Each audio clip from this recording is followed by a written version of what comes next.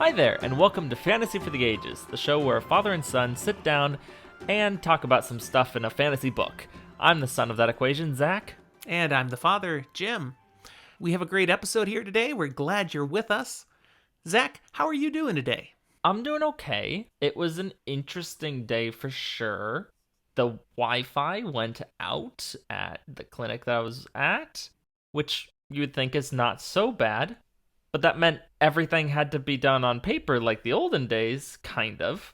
Which would be fine if we were actually built to run on paper. We're not. Everything is all through an online system. It was a mess, and I'm just glad it was here on a weekend day when it was not quite as busy. Men come to rely on technology. Yeah. It's a useful tool. How are you, Dad? I'm doing fine. I'm dealing with a bout of allergies. I mean, not really, but if you remember, you've known this for years, I'm pretty sure. I have something called virally induced allergies, though I don't think I really had a virus. But anyways, something's triggered my cough. It's not COVID, nothing like that. Gotcha. I don't have any symptoms or anything. My cough is here. And so I'm back to taking, that over-the-counter stuff that knocks Claritin. That's it. Claritin, you can now send us a donation for sponsoring you. So I'm taking my Claritin once a day to get the cough to go away. And it's working. Is that why you always took Claritin once a day? It was because of, virally induced allergies? That's I it. thought you had seasonal allergies or something. No. If I don't have something that triggers the cough occur, I'll go a season without it happening at all. But if you do, you basically got bronchitis. No, it doesn't get that deep. It doesn't get down to the chest at all. It's all in the throat. It's just like a throat tickly Just thing. a tickle that won't quit. Yeah. And Claritin is the only thing that finally does work it. So I'm doing that. But other than that, I'm fine. Question. Have you tried eating kiwi to counteract? No. Because that does funny things to your throat, too. That's what I am allergic to. So that's insane. Don't you work in a medical practice and you're giving me that kind of crappy advice? It doesn't mean I give you actually good advice this context. I'm here for comedy. No kidding. That's like a lawyer saying, yeah, go for it. What's the worst that can happen? Someone sue ya? Nah.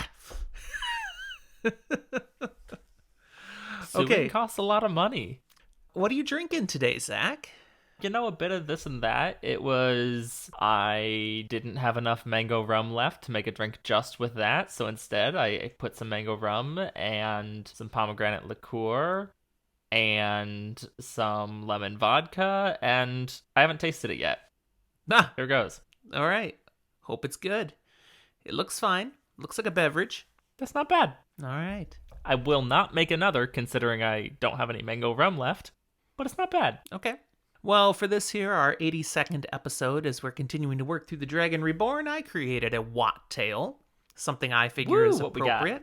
I call it the Salmon Run. Get it?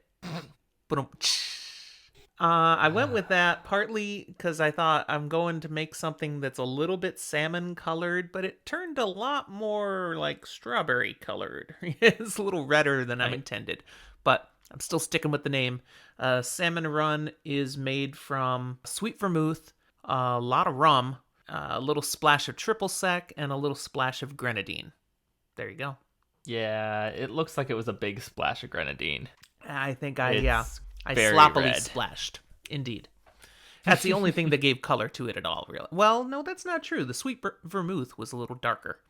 But anyways, that drink will, as always, be posted to our drink recipes on our Discord server, that appropriate channel, as well as up to our Instagram with pictures of what the drink looks like. Mm-hmm. Well, this is our third to last episode on the Dragon Reborn. I'm excited. I'm so glad you put the On the Dragon Reborn part, because in our notes here it says it's our third to last episode, and I panicked. That's right, Zach. I have to break it to you. We're done. No, third to last on this book. And I'm excited to cover the content we've got today. But we do have some notes I want to make sure we bring people up to speed on. I'm going to talk fast because there's quite a few things, and I don't want it to take the next 20 minutes of the episode. Good idea. I want to point listeners to the special wrap-up live stream episode we've got planned for January 8th, 10 a.m. Pacific time. a massive discussion and celebration at the conclusion of The Dragon Reborn. And we're going to have some fun with that. We're going to take some different looks at the content. Some of it will be more deep dive. Some of it will be just goofy, having fun. But it's open to everybody. It'll be streamed to our YouTube channel live. And we've got 3 fantastic guests from other amazing podcasts joining us. So Drew McCaffrey, the co-host of the Inking Out Loud podcast and a huge Wheel of Time fan, will be with us. We've got Joe Perry, one of the hosts of Talk Around Riyadh, the Wheel of Time showcast, and Alan Witt, a lead host of the popular podcast The Wheel Reads, where he's taking 2 friends, both first-time readers, through the Wheel of Time. All 3 of these are guests we've collaborated with before, and we're thrilled to have them all come together for this one special event. It's going to be fantastic. Mark your calendars. Very you won't fun want time to miss it. When was it again? January 8th, a Saturday, at 10 a.m. Pacific time. Woo! Now, again, that will be on our YouTube channel. Speaking of YouTube, there's something else I just dropped into our YouTube channel, specifically on the collaborations playlist. Because I got invited to talk with Spencer from the Fantasy Files YouTube channel recently. He's a first-time reader moving through the Wheel of Time, and he had just finished up The Dragon Reborn. Reached out, said, hey, would you be willing to come talk about it? Would I be willing to come talk about it? We talked for over 3 hours. Now, the episode he's got there is just a little over 2 hours, so he did some editing magic. Got it down to a reasonable consumption. But it's great. Good conversation. Spencer was a great host. I encourage you to find it on our YouTube channel and check out Spencer's YouTube channel, too. He and his friends who do this, the Fantasy Files, and all sorts of fantasy content. Zach, Yes. with all the reading and content creation we've been involved with over the last year, I realized I've fallen behind on some of the TV and movies I like to keep up with. Well, movies are acceptable. Yeah, just recently I decided, hey, Marvel's been putting out a bunch of stuff. I should catch up. Okay. Now, it was easy to fall behind because Marvel's been putting out a lot of stuff for years now, and I think I was feeling a little bit of Marvel burnout. It's like, okay, enough. I want to do some other things. But I decided it was time to catch up on the Marvel Cinematic Universe. And as I did, I was thinking this might make for a good midweek special for us at some point, not too far down the road. Oh, yeah. Let's talk about all this stuff Marvel's brought to the screen and how do we think they're doing? What do we think of the various movies and TV series?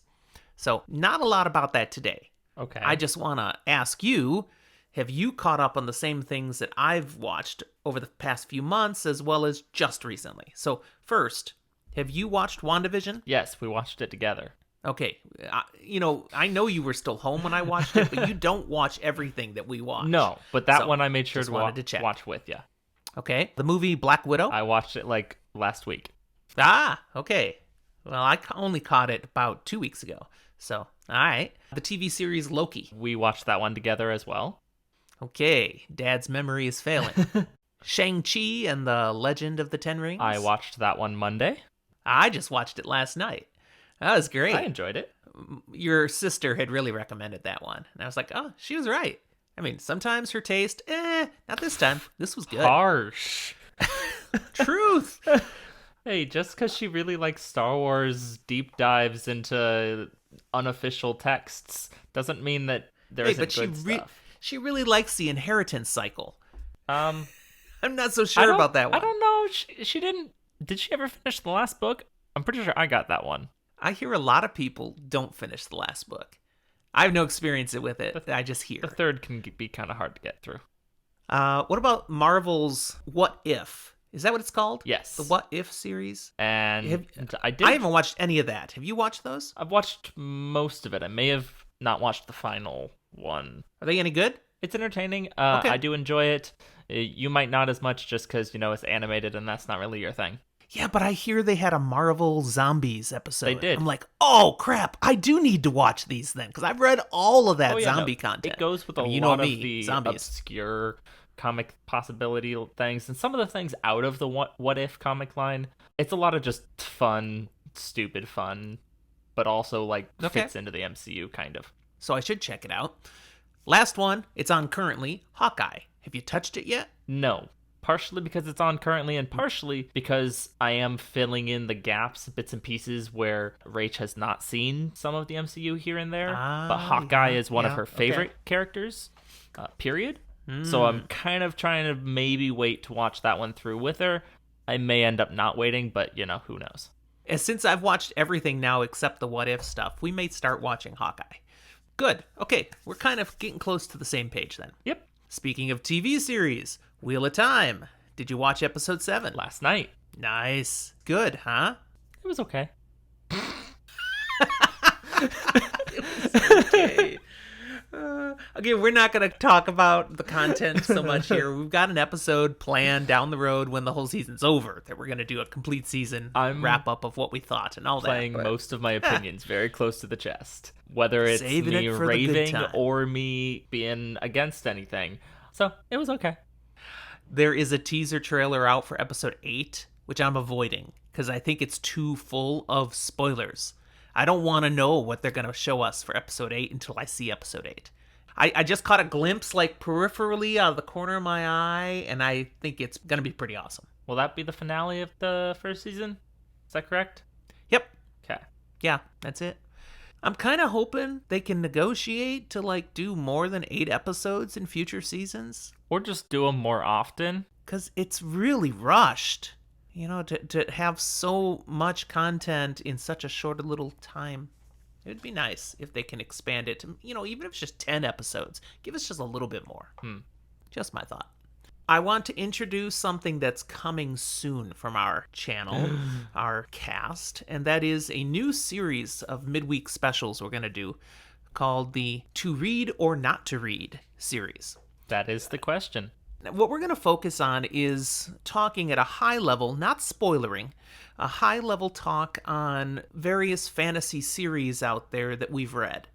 Some that we've both read, some that just you've read, some that just I've read, but basically talking, without ruining them, why someone should consider reading them, or why they might not want to read them, and maybe we'll even talk about both at the same time. Because it depends on the person sometimes. That's valid. We'll be given an introduction, a cursory overview of some of these series, what their main tenets are, what the perspective or focus is, what quality we found in them, but we won't go deep into plot. Nothing like that. And there's a lot we could talk about, but I want to have a little fun here. I want to give a chance for people to contribute to what series we talk about. Mm-hmm. And at the same time, I'm going to be blatant and say we want to encourage more Patreon support. That's true. So we're using this as a way to say, hey, consider becoming a Patreon supporter, even for as little as $1 a month. Help us cover the costs of everything we do in this podcast. But in doing that, I want you to become a patron as a way of voting. If you become a new Patreon supporter in the next few weeks here, once you've done that, send us a message, either through Patreon or on Twitter, Discord, any of the ways you can contact us. We'll have seen you're one of our new Patreon supporters, and tell us what series you really hope we will focus on with one episode of the To Read or Not to Read series. You got a favorite series? You got a series you love to hate on? You got a series you just want to torture us with? I don't care. If you're going to join us as a patron, we want to hear your vote. Now, what level of tier you choose to support us, do they get more votes? Matches to how many votes. Yes, because I'm going to say every dollar counts as a vote. Okay. So basic bottom tier, that's $1. That's all it takes. That's one vote. But you go in at the $3 tier or $5 tier, you get that many more votes towards whatever you have picked. And what this all comes up to is two things. One, every series as suggested we will take into consideration. Definitely. Okay? It's just good ideas. If we've read them, definitely we'll be very likely to do them. But whichever series gets the most votes, we commit to doing for sure. And if we haven't read that series, that means it comes to the top of our TBR. We have to read that series so we can feature it. So there's the challenge. Here's a little thing for you. This is our To Read or Not to Read series. Mm-hmm. So if you want to be a high-level patron and bomb us with a series that you really think people shouldn't read just so that we have to be able to review it, it will work. Do that. That would work, and we would have to. And, keep in mind, with Patreon, you could join us as a supporter at the $50 level to just stuff the ballot box. And then after 1 month as that level of Patreon supporter, you could back it down to $1. I mean, you don't have to commit month after month to give $25 or $50. Stuff the ballot box 1 month, then pull it down and be more reasonable to what you'd like to continue to support us for. So, it's a fun way to put it out there. And I will say, we would love to have some more Patreon support because we're putting a lot of money into trying to give you the best content we can, including how we're getting much more of our YouTube content, video content out there now too. And there's a little cost. I'm willing to sacrifice and pay the price because we love it, but helping us out with some more Patreon support would be fantastic. So there you go. Let's have some fun with it and let the votes come in. Final note for today. Quick little one. Okay. We do have an episode of Special Midweek planned coming soon where we're going to focus on The Witcher. Witcher Season 2 just dropped. Mm-hmm. Zach, did you watch any of that last night? I have not yet. It's something that once I start it, maybe I will after this episode, I will probably just binge it. Netflix does that thing where they just drop the whole thing. So you can do that. Mm-hmm. I appreciate that. Yeah, it's still waiting for me. I haven't touched it. But when we get to that episode, we're having Brendan, one of your friends, who's a big Witcher fan, come on.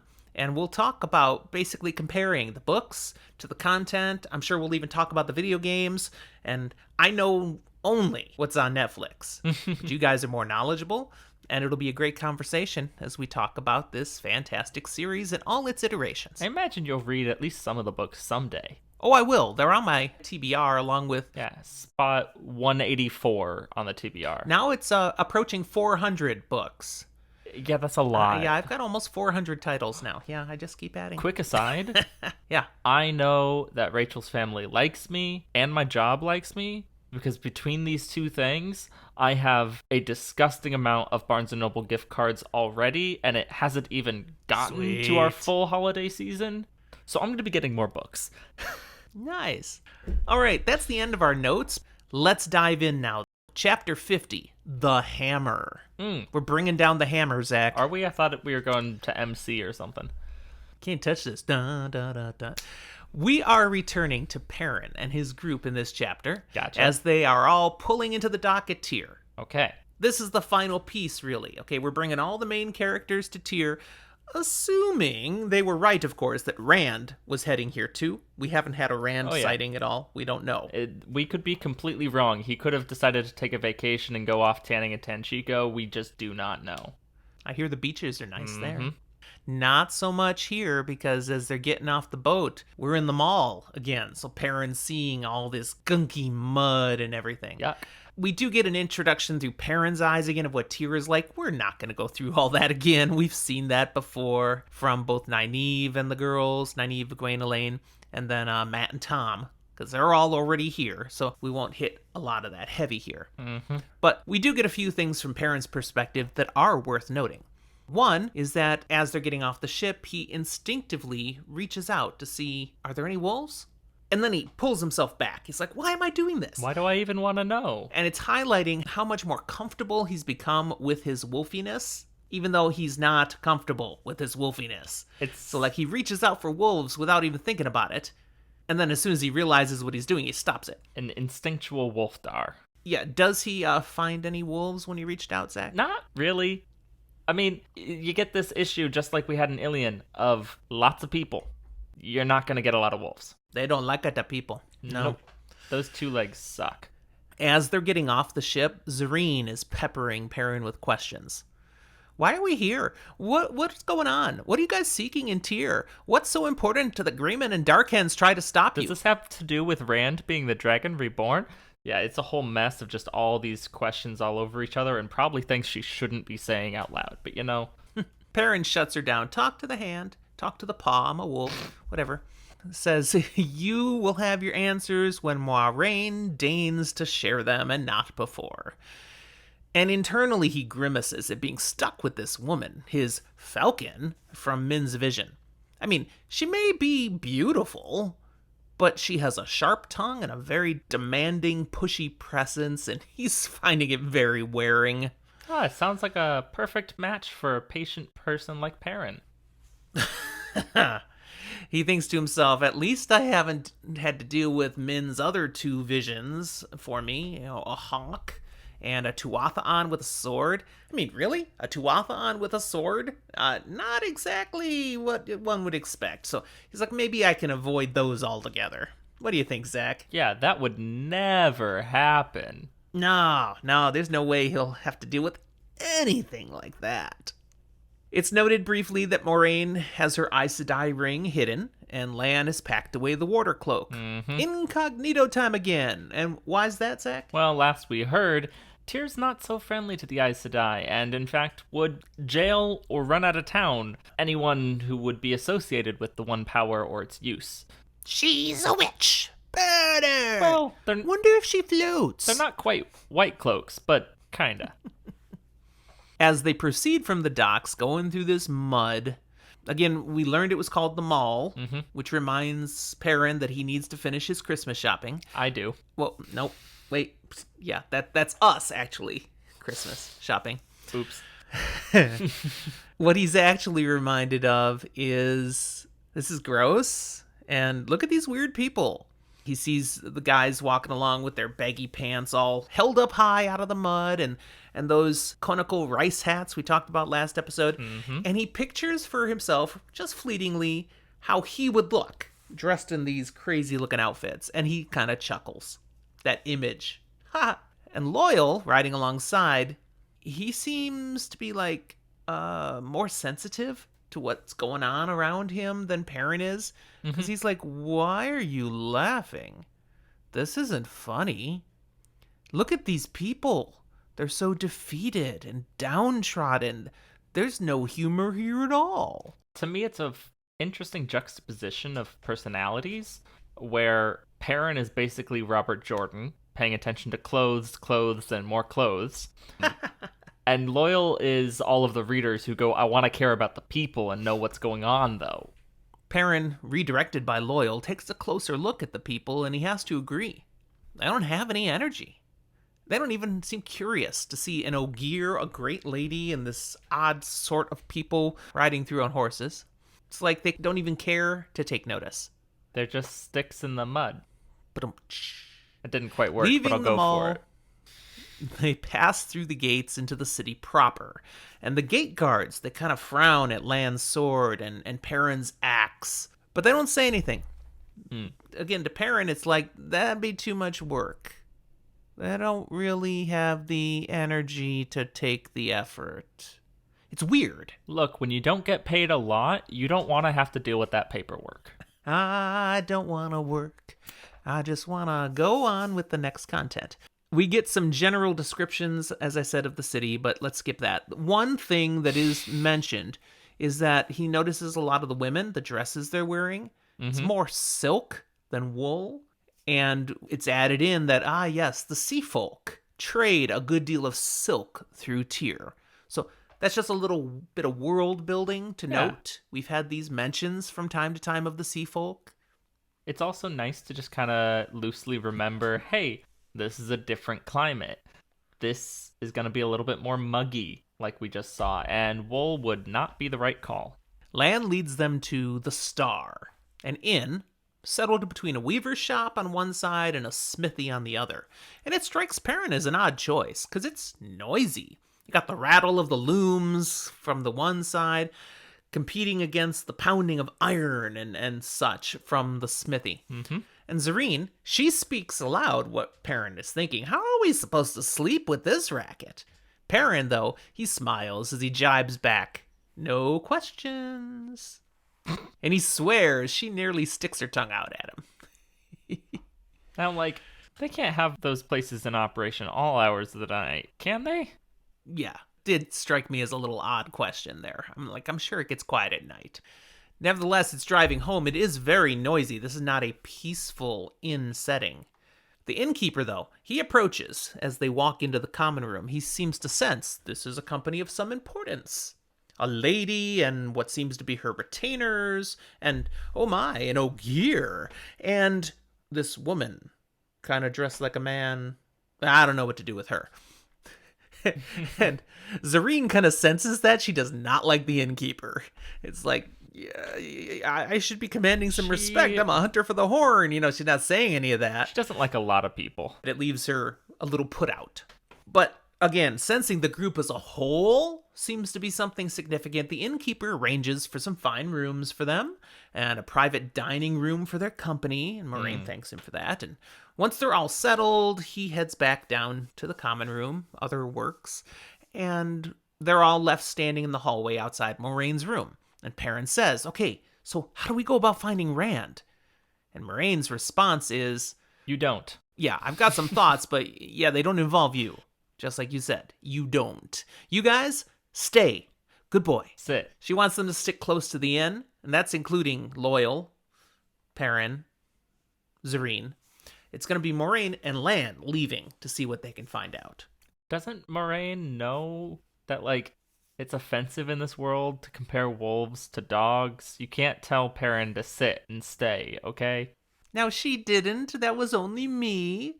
And you've already given me crap about comparing wolves and dogs too much. Speaking of, from the Wheel of Time TV series, I actually saw someone complaining about that the wolves look too much like dogs. And I'm like, well, they kind of do look like dogs. I mean, have you seen a real wolf? Yeah, that was my response. They look like dogs. I mean, I didn't write it. I just thought it, so. Anyways. With Moraine and Lan gone then, Zareen starts muttering. It's like, blankety blank, I'm stuck here in this situation and I can't even leave the inn and yada, yada, yada. She's pieced together that this Rand that Perrin asked about must be this dragon reborn that she's not supposed to know about but does now. And she's not really happy about being stuck in this circumstance and being told, don't go anywhere, don't do anything, just stay. Perrin's response is kind of blunt. What does he have to say to her? More or less. Basically, this is your fault. You chose this. You knew it was going to be a problem and you were going to be stuck with your choice, and deal with it. Mm-hmm. He worked so hard to get her not to be part of this, and she just refused to let go. He has no sympathy now. Perrin then leaves Zareen and Loyal and goes to his room, settles in, putting his stuff in various corners and whatnot, and as he's doing so, the sounds from the smithy are coming in through the window.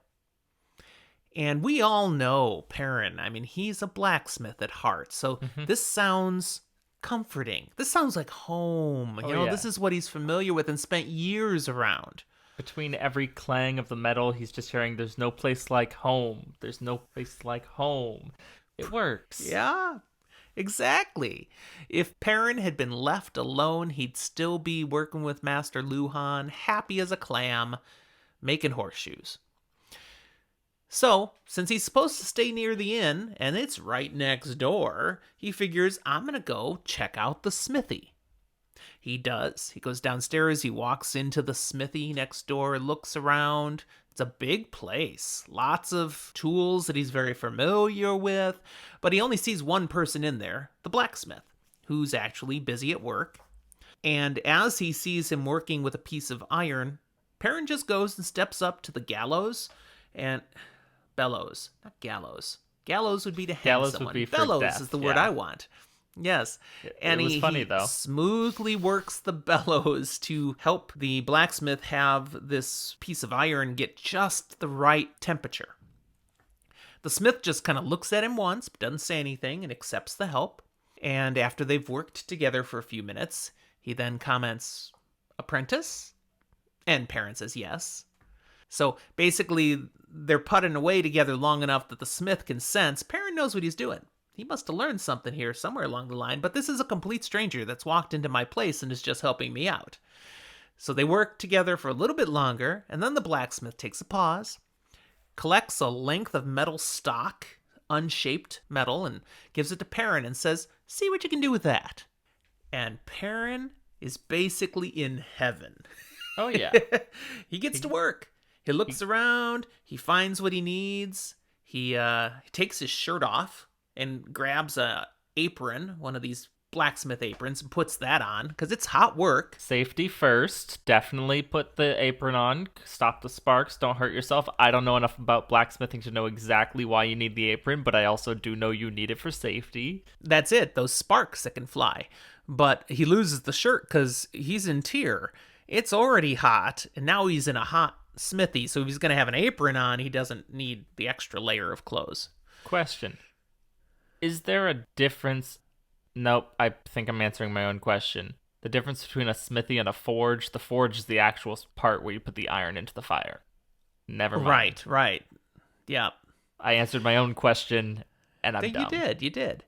So Perrin gets to work with this piece of metal, and the smith watches him just long enough to see Perrin does truly know his way around. He actually kind of nods and smiles approvingly, and Perrin loses himself in the work for a while. And he shapes this piece of metal eventually into a chamfer knife. Now, I don't know if I'm pronouncing that right, because I've never heard of it other than in this book. I would correct you, except I have no idea how.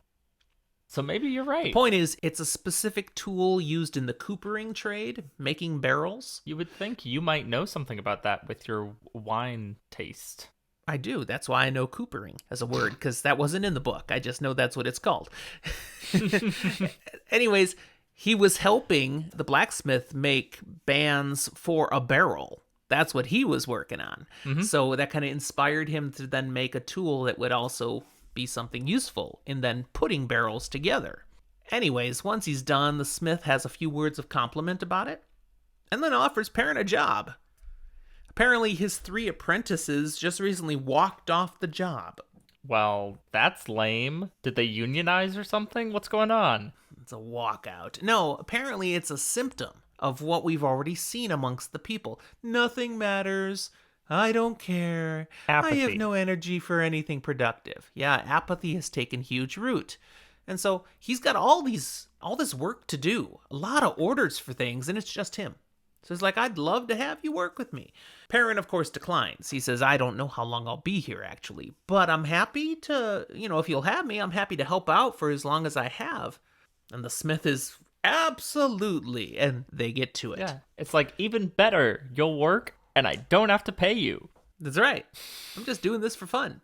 They work for hours, and the day passes, and eventually it's night. Like, the only light is what's coming out of the forge, the glowing coals.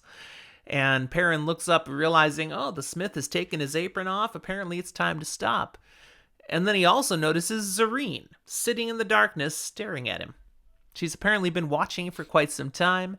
She comments on, so you apparently actually are a blacksmith. Yes, that is correct. He did not lie about that. And the smith, he comments, oh, indeed, he's a blacksmith. I mean, he said he's only an apprentice, but this work he's done today, I'd consider this his master's work. Now, do you know what that means? Do you know the context of that specific phrase?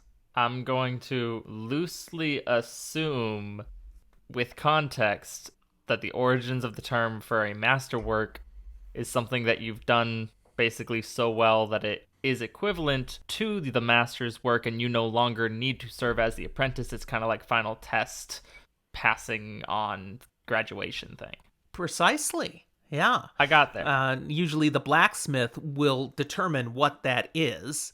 But basically, yes, the apprentice does something that proves his capabilities to a level that he graduates. Therefore, now colloquially, we just use masterwork to be like, hey, it's something that's really, really good. Maybe you try extra hard on because you want to make sure it's good.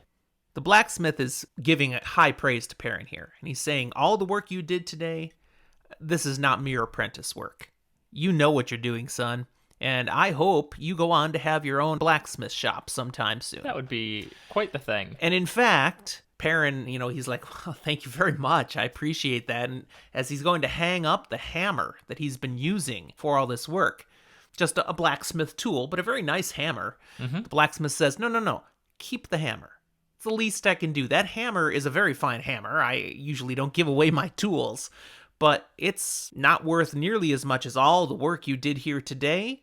And maybe it will help you be reminded to move on to your own time of blacksmithing in the near future. And Perrin, he's kind of like touched. That's a deeply moving gift to him. And Zareen's sitting there watching 2 guys just kind of getting emotional over a hammer. And she's like, yeah, I don't get men. Yeah, It's a she's funny thing in the text. a little confused. She's like, "Did I stumble over into the MCU? Are we seeing who can pick up the hammer? I'm confused." Are you worthy, Perrin? Ugh. Perrin and Zareen return to the inn, and he heads to his room, and he picks up his axe, and he holds both the hammer and the axe out in front of him. Now, the axe is a good 5 to 6 pounds lighter than the hammer. This hammer is designed for beating the heck out of metal as you're shaping it into something, so it is one solid tool. Mm-hmm. And the axe, of course, is a battle weapon designed for speed, designed for slicing and dicing, Cleaving. and to be used for a long time if necessary without you tiring. So there's a significant weight difference. And yet to Perrin, as he holds them both out in front of him, he feels like the axe is far heavier. What does he mean by that, Zach? Well, one holds his hopes in what he would like and the good things, and the other he looks at and goes, "This kills people, and I have to carry that emotional weight. That sucks." Wow, that was a very deep response. Well done. Was that not what you were going for? Oh, it's exactly what I'd hoped you'd do, but you said it eloquently. It was very nice. Perrin sits in his room then just contemplating these two objects for quite some time until he's interrupted by Lan poking his head in the door and saying, "Yo, we need you. Come." Perrin's not exactly appreciative of Lan's brusqueness about it, but fine, whatever, and follows him down to the private dining room. And as he walks in, kind of starting to give Lan what for, Moraine interrupts him and says, "Hey, about time you're here." And he finds, everybody else is already here. So, Loyal, Zareen, they're waiting for him. And it's time now to share what Moraine knows. And here it is, dun dun dun. Okay. One of the Forsaken is in tier 2, just like in Ilion, where Samael was posing as one of the oh my goodness, I'm blanking. You're good. Those nine guys. They weren't called lords there. What were they? I have no clue. I know we just were there. Goodness. Oh my goodness, those top guys. Wow. This is how much information is in the Wheel of Time that you can just blank on something and it's not even shocking. Also, titles are dumb. Period. I will get hate for that one, but still. Here in Tyr, the guys are called High Lords, and it turns out one of the Forsaken is posing as a High Lord here. Yeah, that's not good. Just like Samael was posing as some other top dude that we can't remember the name. And this Forsaken is Balal. So welcome to another Forsaken, Balal. And he's posing as the High Lord Salmon. Thus, my drink. Salmon, run! I mean, he spells it wrong. There should be an L in there. Or we pronounce it wrong. Shouldn't it be salmon, the fish? No, that is also incorrect. That's how it's spelled. I will make my way over to you, pick up a fillet, and slap you with it if you say it like that. Well done. Nice. Well, your mom doesn't like salmon anyways. Okay, so...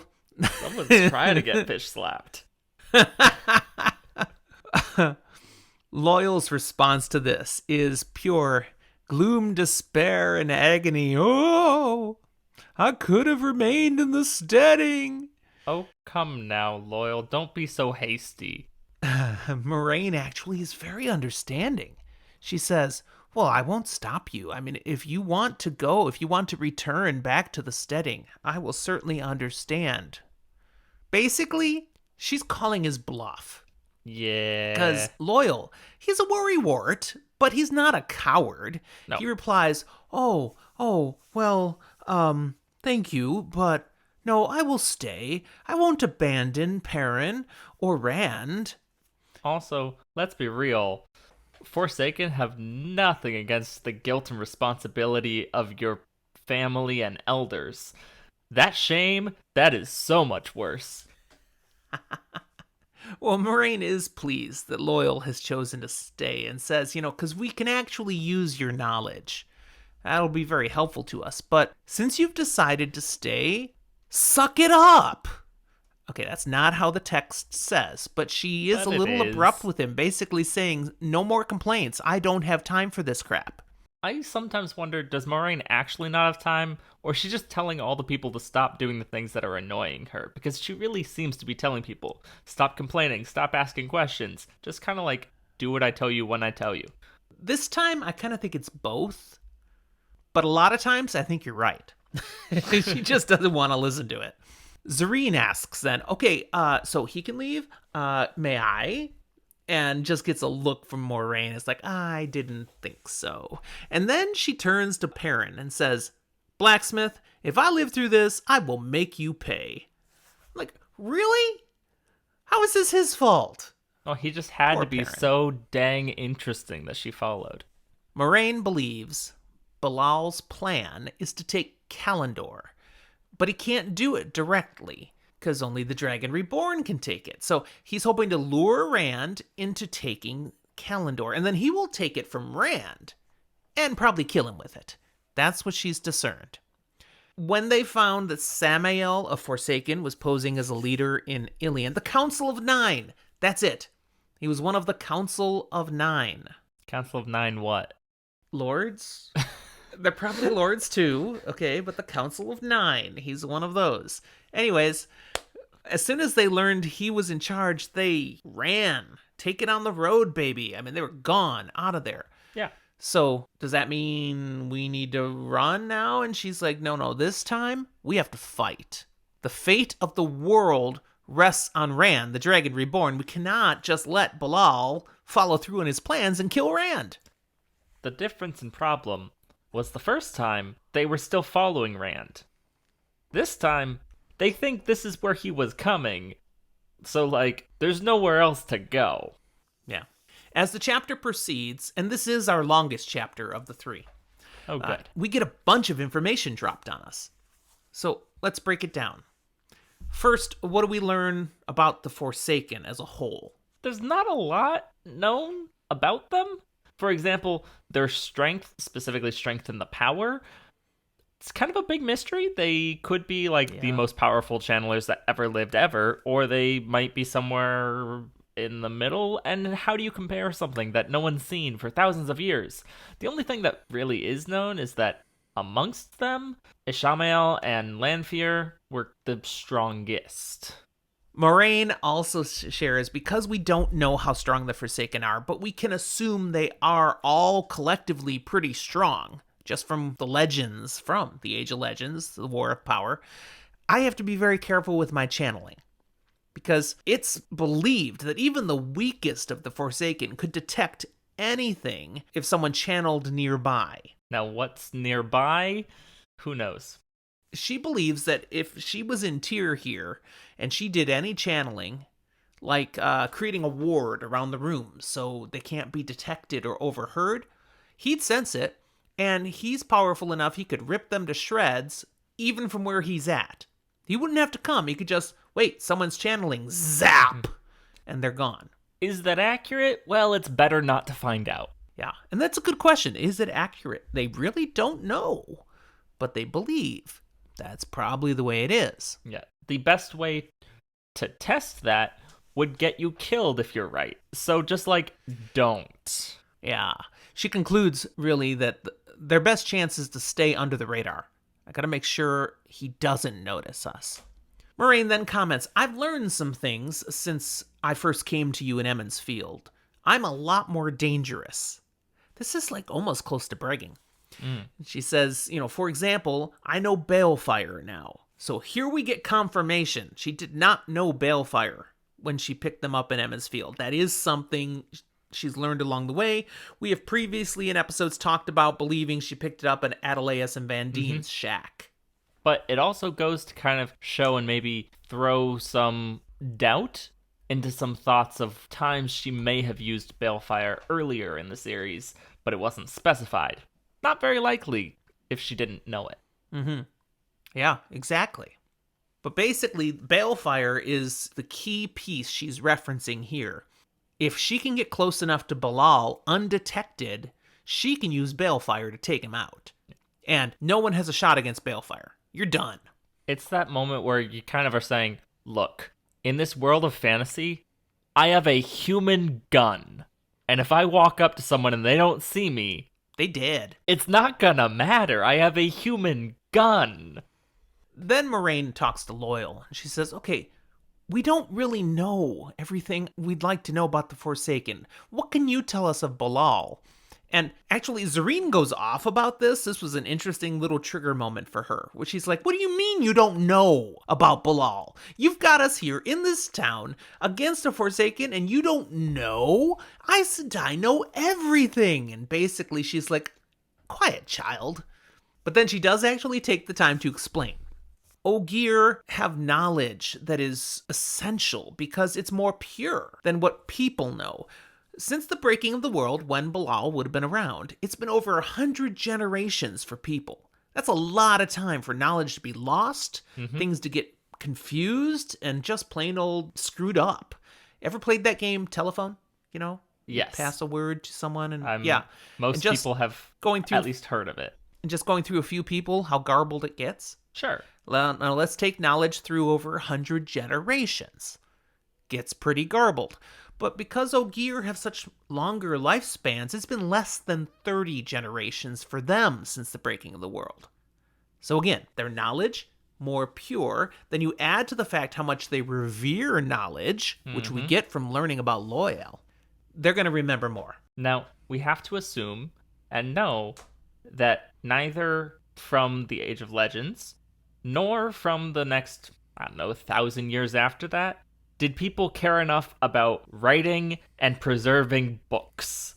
Because those initial texts make generation hopping not matter, because you just go back to the original source. You're fine. Yeah. Apparently books are a problem. So what can Loyal tell us about Balal? Well, he was called the Envious, as he forsook the light and joined the shadow out of envy over Lews Therin. As well as some others, like he was envious of Ishamael, he was envious of Lanfear, two that, again, we've earlier said were believed to be more powerful than him. Interesting. In this moment, while I can't say anything about it, it'd be really interesting to know who turned dark first. I can't actually say the answers here. Can't say But- that. Nope. We know he was involved in something called the Raising of the Hall of Servants. Raising as in tearing down and destroying, not as in lifting up and barn building. Ah, But we don't get any context to that. Hint, hint, you will, but not yet. He was called the Net Weaver, though the reason for the term is lost. okay. But that makes a lot of just I feel like it's self-explanatory, right? He likes fish. He likes salmon. Yes, he used to go out dip netting every other week during salmon run. It was Dude, most a people very fun listening time. do not know what dip netting is. No, by but the now way. we get to educate You them. Alaskan. This is not a podcast about Alaskan life, but if you'd like to know about dip netting, you can email Zach at fantasyfortheages@gmail.com. Hit him up on our Discord, or you can look up dip netting on Wikipedia. That, or just really go raid NPR's inbox and tell them they need to make a sub-show of This American Life called This Alaskan Life. I should not host it. There are better people to host it, but it should happen. I thought there was a Alaskan life. Was it Ice Road Truckers? Yeah, Or was it Deadliest Catch? okay, reality TV show is not reality. And we all know this. Also, Loyal shares about Balal that it's known he beat Lews Therin at a game of stones once, and he bragged about it for the rest of the time he was interacting with people. Very proud to have defeated Lews Therin. He was the third best in chess club. Got it. We also know he was one of the leaders for the light against the Dark One during the War of the Shadow, until he turned to the Shadow. So he was a high, exalted position, and he was side by side with Samael, the Ileaner guy now. They were both basically generals in the war for the light, and yet somehow then got turned to the dark side. So what I'm hearing is, if we appreciate you, we value you, but we like someone else a little bit more, you will betray us and stab us in the back. Got it. Pretty much. Screw you, I'm going to the dark. They have cookies. Moiraine takes this knowledge, and she feels it affirms that Balal has been scheming, also known as weaving nets, to trap Rand. See, I told you it was self-explanatory. Yeah, but I explained it anyways then. And his ultimate goal is to get Kalendor as a way of once again beating the dragon. Because the dragon is prophesied to take Kalendor, and then he's going to take it from the dragon and beat him with it. That kind of fits his character. Yes, he's not going to tickle the dragon. He's going to beat him. As the High Lord Salmon, I still chuckle every time I say that, Balal is in the Stone of Tyr. He's waiting for Rand to walk into his trap, his net. Moiraine must get inside the Stone of Tyr to stop him, and Lan says, well, I will go with you. She's like, what? Nope, I will go with you. It said you just edited the notes. What did you just do? No, you did not. He just wrote... He just changed the High Lord Salmon, and he added an L. It is the High Lord Salmon now. Well, it was saying it was spelt wrong the whole time. You turd. That's funny. What the heck was I saying now? I don't know. Okay. Neither do I was waiting for you to notice. Ah, yes, the quality of this podcast again. And please, as we said, join us on Patreon. Sorry about the edit break. No, this is good. This is goodness. This stays in there. Okay. Lan's going to find a way into the stone. On Lan's insistence, it will be for the both of them. Because again, Moiraine wants to pull a Ilian thing. I'm going to take care of this. You can't help me. And Lan's like, We're not doing that business again. I am with you. But as for the rest of you, again, stay.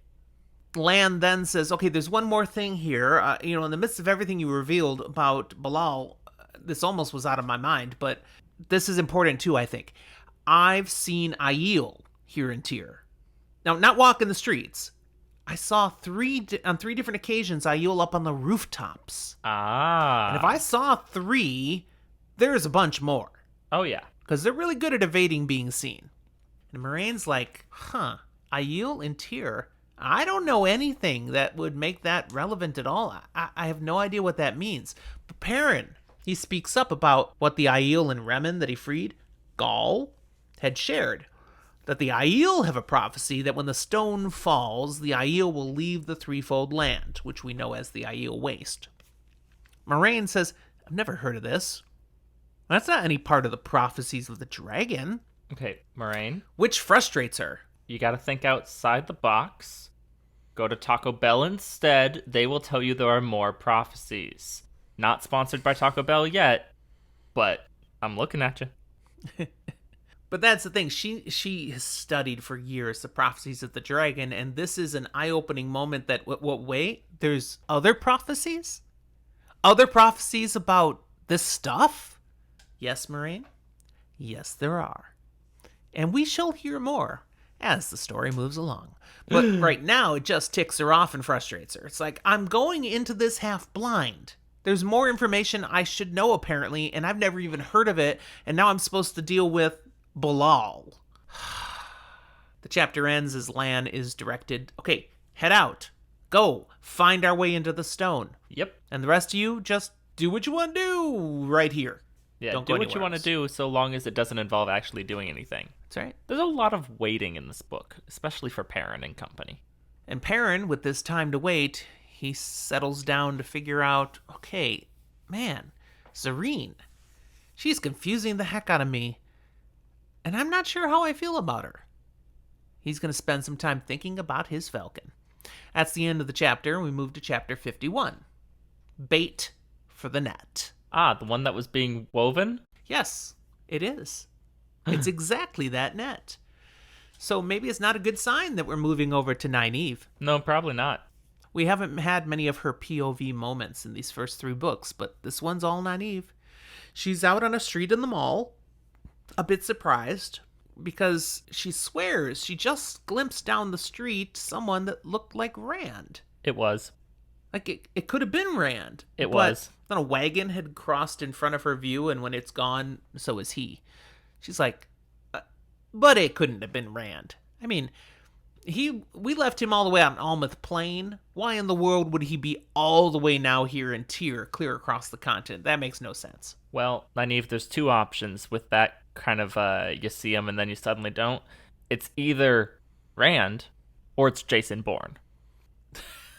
Really? Yep. Those are the... Please explain the Jason Bourne reference for Nope. us. Those are the only options. That is it. I've watched all the Jason Bourne movies. What the heck are you talking about? Moving on. The next moment, a man walking nearby with a basket on his back with fish in it. He trips, and the fish all go flying up into the air, and then they come landing down on the ground in a perfect circle. All of them nose first, tail straight up in the air. Freaky. That's a little bit weird, but on the bright side, if it's nose first, tails in the air, assuming they haven't been completely gutted and cleaned already, that's still good fish. Just pick them up. That is. Seems like an amazing coincidence they would all land just perfect like that. Have we ever seen any other amazing, logic-defying coincidences? I don't know. We've never seen a whole bunch of white cloaks do random things that made no sense and a whole bunch of random people getting married and no, none of those weird chancy things. Yeah, I mean there's nobody we know where just these freak coincidences happen every time he's around. Nothing. Okay, Nynaeve finishes her business. Ironically, she's in the mall shopping. That's not ironic, it's just accurate. And she turns to head back to Iowin's home, and she nearly trips herself as she turns swiftly because she's got those silly clogs on her feet. But she's not sinking into the mud. It turns out these clogs take a little bit of getting used to, though. Now she's frustrated, and Nynaeve's an easily frustrated person. Right now she's frustrated at the high prices she's been encountering. Inflation. And she knows, yeah, there's a reason. Elayne actually tried to explain some of the economics of things, like this civil war in Kyrian, it's disrupted trade, everything's harder to get, it's all a mess. Look, Elayne, yeah, Nynaeve doesn't care about the economics lesson. She's not an economics professor. She's just Nynaeve, and she does not want to pay 7 gold for a loaf of bread. It's just annoying. But also she's annoyed at how everyone here seems to be so worn down. And part of it is, okay, there's a civil war, fine. Things have been a little harder to get over the last year. But she grew up in the Two Rivers. She's seen year after year where things don't work out right. The crops don't come in, the hunting isn't as fruitful as you thought, the peddler is late, whatever, and the people of the Two Rivers just pick themselves up and keep on going. Nynaeve, the Two Rivers is unique.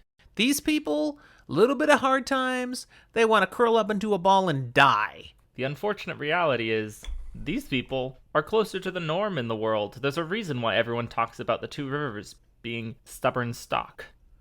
However, there is more to this. Correct. And when you put together what Loyal and Perrin were noticing, and now with what Nynaeve is seeing, and knowing that there is a Forsaken in charge, connect some dots. There's something going on here. We're going to get to more of that later. As Nynaeve continues on, heading back to the house, her thoughts go towards the ongoing frustration she's having with Egwene. She's thinking, maybe I should really be more patient, but Egwene is being such a child. She's objecting to everything I suggest, even the most logical things. And then she's like, but maybe it's these dreams we're having. And we get notice that Egwene, Elayne, Nynaeve, they've all been troubled by dreams. Dreams about a man in silver hair, reaching for a glowing sword, that sort of thing. They're all getting bugged by these dreams every night now, and that kind of does wear you down a little bit. Weird. But she does think, at least, even though Egwene doesn't want to agree with anything I think is a good idea, I did win in one area. Since that first night where she went into Teleron Riyadh and saw the Black Aja here, she convinced her not to go back into Teleron Riyadh. Now, of course, that leads her thoughts to the Black Aja and gets her muttering out loud to herself. They make her pretty angry. That's fair. Why would she have a reason to be personally angry about the Black Aja, Zach? I mean, it's not like one of them maybe duped them into following her through the ways and then trying to sell them all into slavery and successfully doing it with Egwene. Nah, that definitely didn't happen in the last book. She has no truck for them then. She's committed to hunting every last one of them down. And of course, thinking about hunting Aes Sedai and getting payback leads her to thinking about Moiraine, the real source of all their problems as Nynaeve sees it.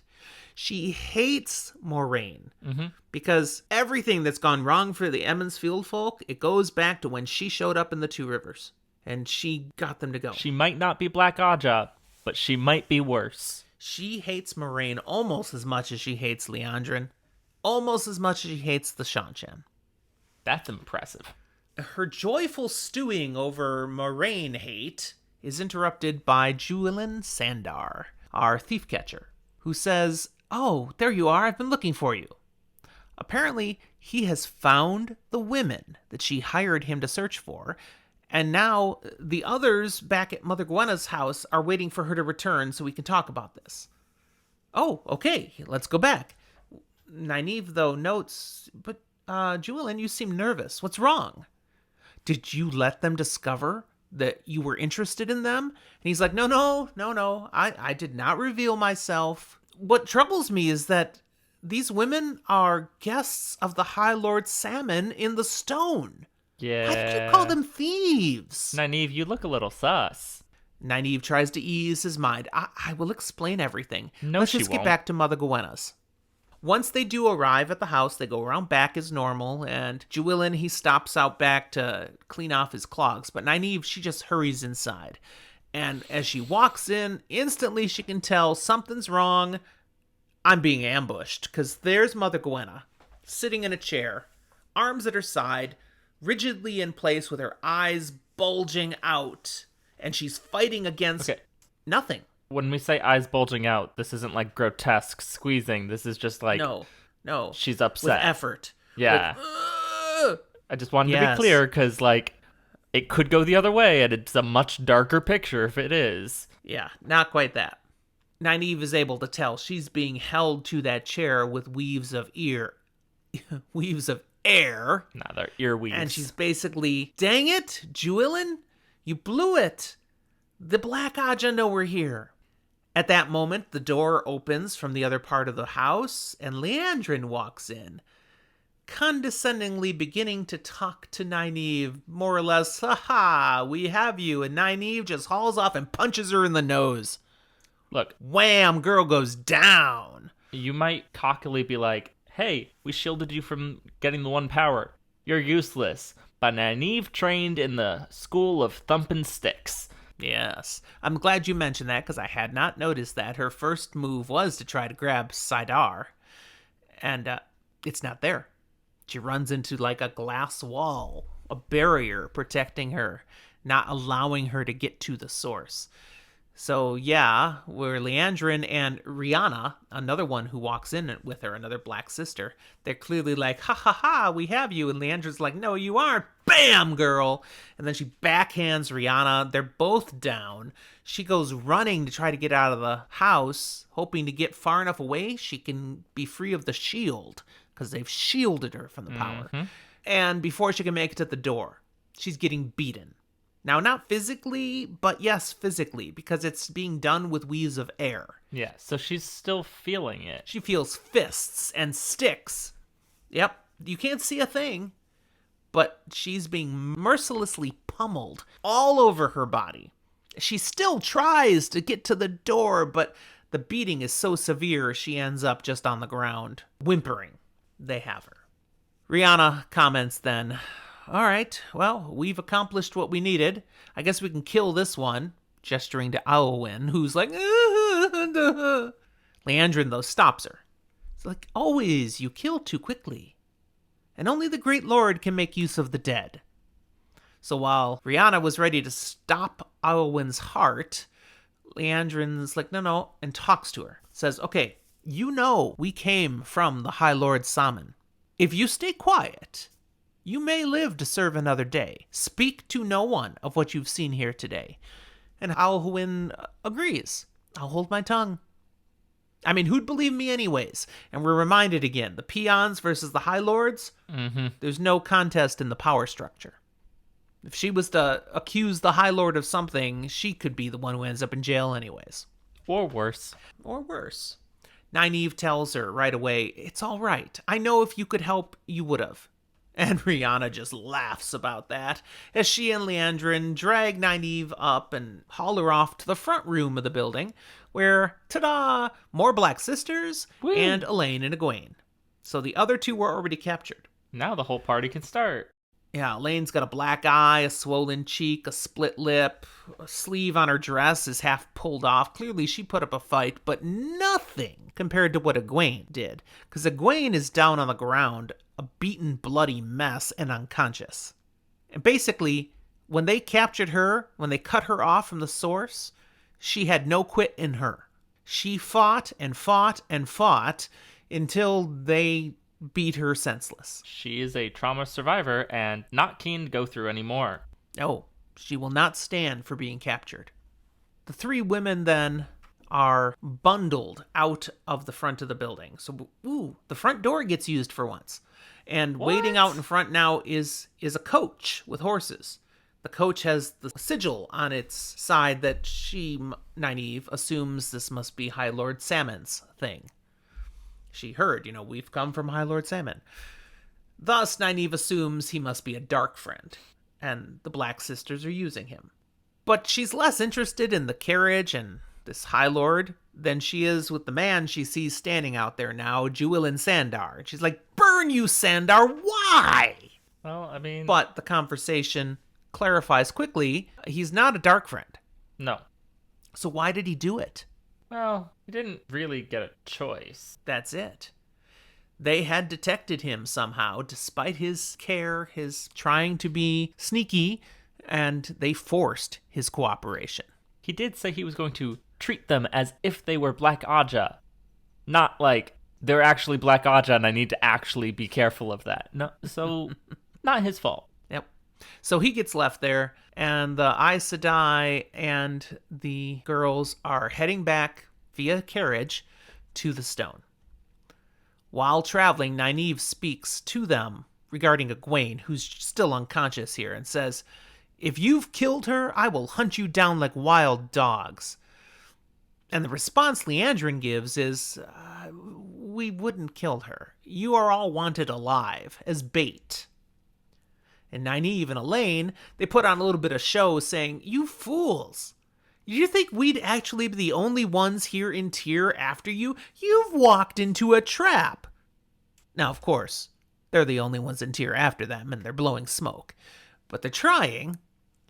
Leandrin doesn't seem particularly worried. She only smiles. She says, once your use as bait is done, we'll get all the answers we need out of you.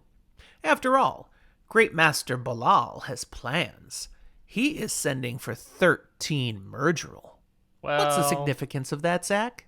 Yeah, there might be a whole thing where 13 channelers and 13 Murdril can forcibly turn someone to the dark side. We learned about it in a whole accepted test confirmed via other Aes Sedai afterwards. It's terrifying to have it directly implied that, hey, we're going to use you, torture you, and then turn you. As the realizations sink in for Nynaeve that they're being taken to a Forsaken, and they're going to be turned to the shadow, she starts screaming. And as she starts screaming, she realizes Elayne is already screaming. End of chapter. The carriage is soundproofed. It apparently holds screaming people a lot. Apparently. Or they just don't seem to care. In fact, no one in Tyr cares. Leandrin and Rihanna are noted as laughing while the girls are screaming. Our final chapter today is a fairly short one, chapter 52, In Search of a Remedy. And here we return to Matt Cawthon and his bloody luck. They've been hunting for days, Matt and Tom, looking for the girls. And Matt realizes here that his focus on the girls has been so tunnel-visioned, single-minded, that he had overlooked how much Tom has been deteriorating, how bad his cough has been getting. He's in a mess, really bad shape now. So much so that Matt asked the innkeeper, I need to get some help for Tom. Where might you point me to? And he's been told about a wise woman out in the mall who knows herbs and things and should be able to fix up something that can help Tom. Well, that would be good. Yeah. Now, Tom's annoyed at all this fuss. He's like, I just need a few more hours of rest in bed. I'll be fine and we can get back to looking for the girls. And Matt's like, no, you're screwed up right now, dude. Yeah. There are two kinds of people that you should never listen to when they say they're fine. One, sick people. Two, intoxicated people. So here they are. He didn't listen to him because he's a sick person. And they're headed through the mall. And it's not a lot of fun because the mall is all this thick mud and there's no clogs involved here. They're working through it. And Matt realizes he's practically carrying Tom because Tom is really worn out by this cough he's been dealing with. He's in bad shape. As they work through the muck, they arrive at the front of the house that was described as having herbs hanging in the window, and Matt notes tracks of horses pulling a wagon, maybe a carriage, right out in front of the place, just beginning to be obliterated by the passing of feet. Can't have been that long ago. And he notes, I haven't seen anything like a carriage outside this walled city before. It's kind of an oddity. They go right up to the front door, and Matt knocks, gives it some time. Then he knocks again. Nothing. Finally, he knocks one more time. And he's just about to give up when the door opens a crack and a tired voice from inside asks what he wants. And here we get the confirmation that readers may have already figured out. Matt has brought Tom to, of all people, Mother Gwenna. See, Matt, Tom being sick was your luck. It's your fault. You just didn't listen early enough. Matt explains the need about Tom's cough, hoping something can be done to help him, and she opens the door, allows them in, leads them all the way back to the back of the house. She's like, yeah, at least this is something I can do. She starts brewing a tea, an awful smelling tea, which of course must mean it's medicinal, because everybody knows medicine tastes awful. While waiting, Matt notices 3 horses tied up out back. Hadn't seen much for horses except for nobles and the wealthy, and these look like really fine horses. Zach, why would Matt know about the quality of horses? Can you remind us? His dad is a horse trader. Yes, it's what he's grown up knowing. The tea is ready now. Mother Gwenna forces Tom to drink it. Literally, she's got a good lock on his head, holding it back. Even then with one hand that's around that arm. Okay, a hand's around an arm. I cannot bloomin' talk right now. She's shoving it down his throat. But she pinches his nose and forces him to drink it, spluttering all the way. It worked. Yeah. So he's drunk the medicine.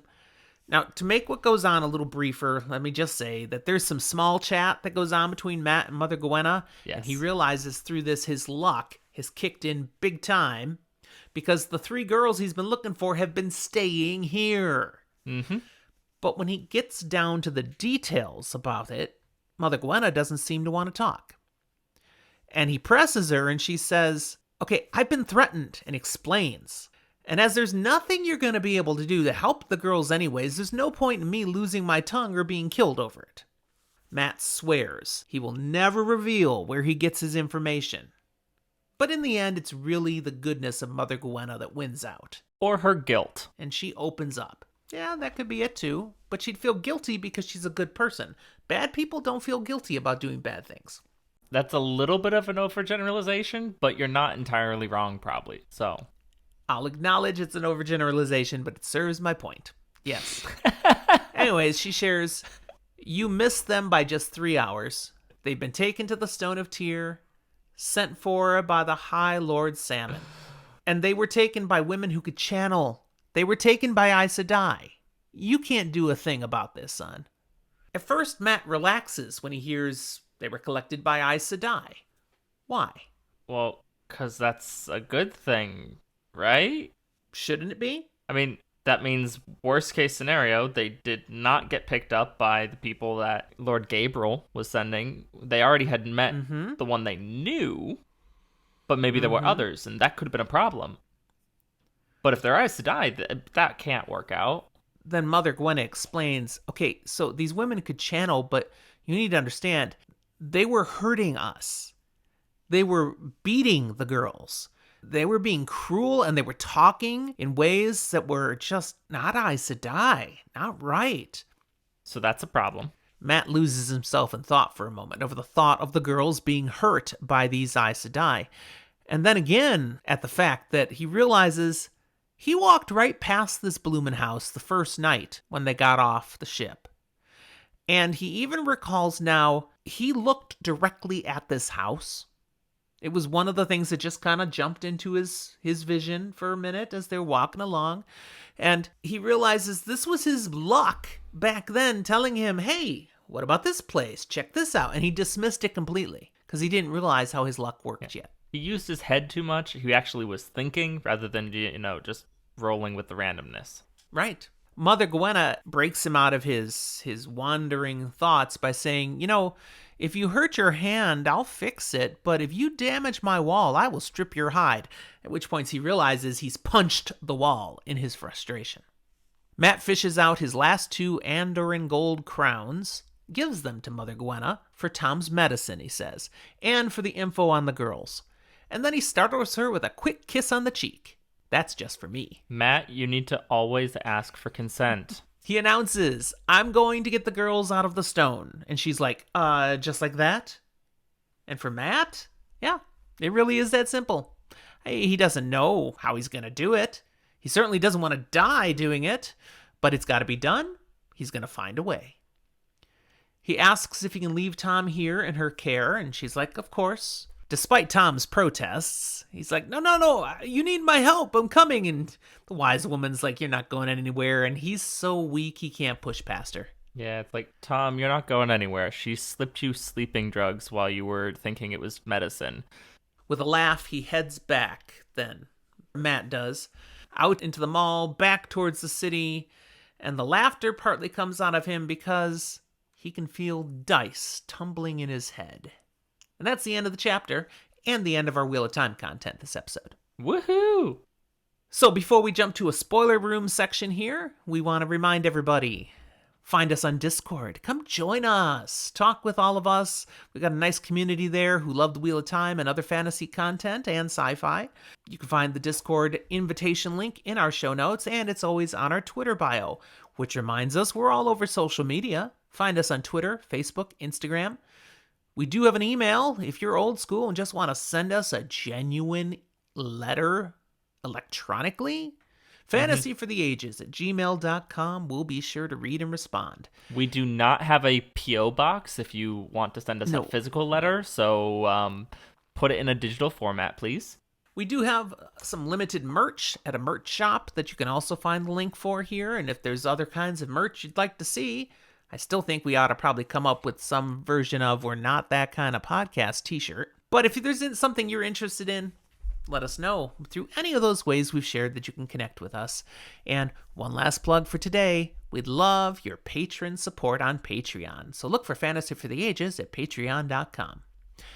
If you are a first-time reader, now is the time to go, because Zach and I are going to jump into the spoiler room and each completely spoil the heck out of something we've talked about today. It was good having you. Bye! The spoiler room. All right, let's roll to see who goes first. I'm rolling my big one here. Ha! Probably. I didn't roll terribly. Probably not. I rolled a 3 again. Ooh! I got a 15. That's 2 weeks in a row. Did you use the same die both times? I did. I promise I didn't intentionally It's a weight weighted it. die. I promise I didn't intentionally weight it. All right, what would you like to spoil, son? That's a thing. Okay. It's less of a spoil this time and more of a little bit of just like a tiny rant here. Okay. Like, Forsaken are powerful, right? And Yes. we know that, we understand that, we believe that. But it's another one of those things where in the early books, the bad guys are a lot scarier and more powerful than they are in later books. Like, they're still formidable foes, but we go, yeah, if we even channel in the same city, they'll know and blink us out of existence. It's like, no, they won't. Well, that's it, though. Isn't it more just perception? And it really It's is not that they're that powerful, it's what we think of them. a perception of it. But it is nowhere near it. My point being, you also get this kind of with, like, Trollocs, where in the first book is like, oh, a handful of them is a kind of bit of a problem, especially Myrddraal. And then, like, later on in the series, it's like, hey, all of our characters, whether they are super or not, just kind of cut through all of them with ease. And non-channelers go toe-to-toe with these powerful channelers. And They leveled up. yeah, I agree. But at the same time, it feels almost incongruous just in the fact that we're led to believe people are a lot more powerful than they are. In truth, the Forsaken are, at least for the most part, all more powerful than pretty much all-ish of our known recognized channelers in the world now. That's still true. But they're not gods. They still bleed. Yeah, I don't have an issue with the rant that you're making here, because I think it plays well into Robert Jordan's third-person narrative here, that they have the limited perspective of what they know, and what they know is not necessarily what is real. I mean, I don't know exactly where my rant was going entirely, what exactly I'm frustrated with, because, like, on that side of things, I agree. That's accurate. But I think I kind of wanted to see at least one of them actually be that level of ridiculously powerful. And I know we get to see people do ridiculously powerful things, but the scale that we could imagine would be really awesome. And I don't think I even actually really spoiled anything, so this was a lame spoiler room on my part, but you go for it. But tying into the spirit of spoilage, when we get to A Memory of Light, Demandred is pretty badass and powerful. And some of the things he does are pretty whoa. He's also killed by a non-channeler. Through a bit of luck and arrogance on Demandred's part. Yes, arrogance. It's not luck, it's determination. But if Demandred had just focused on him and said zap, it never would have happened. Exactly. So it had a lot more to do with the arrogance. And that's where I say that's a little bit of luck, because why didn't he just decide? The fact that he is going to be that arrogant is a little bit of luck for our guy. Our guy beat the person, not the power. True. All right, what I'm going to spoil, I want to talk a little bit more about Balefire. Please do. So, all right, we have the clear recognition. This is the secret weapon. This is the equalizer. This is the thing that we can use to take out Balal, which, we'll see a little later, indeed does the trick. And yet, it's a weapon fraught with issues.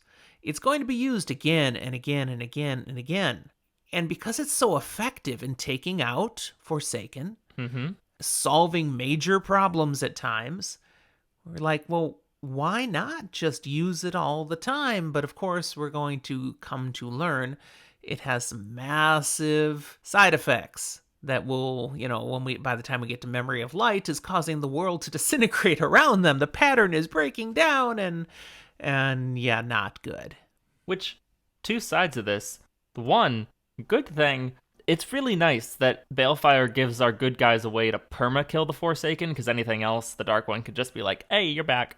On the other side of things, why did the Dark One not just tell people, hey, use Balefire a lot, because that'll break the pattern? And yet, he might have. He may have wanted them to use Balefire a lot. It was the Dark Ones fighting during the War of Shadow that jointly agreed with the good side to stop using it. Why? Because, remember, they're not about tearing down the world. No. That's just they the Dark want One. to rule it. The they Dark want One wants to say break it. they want the power to to rule the world. It's going to be theirs, and if they destroy it all, they can't do that.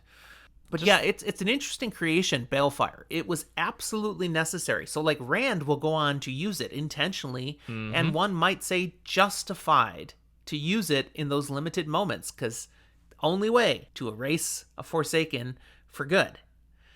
And those, they had to go.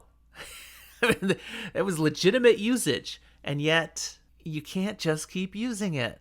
Quick hypothetical for you. So we see Rand use a Choden Call to do Balefire and destroy like an entire castle, right? Natrum's Barrow, yeah. But if he were to say go full LTT and call down the one power on himself, but as Balefire, with the power of the Choden Call, would that one act be enough to break everything? Like the wheel. Elayne, you're alive again! I did that much, it went that far back. I feel like it'd be big problems, but also like possibly effective. Does it work to Balefire yourself and fix your mistakes? Yeah, I don't think so.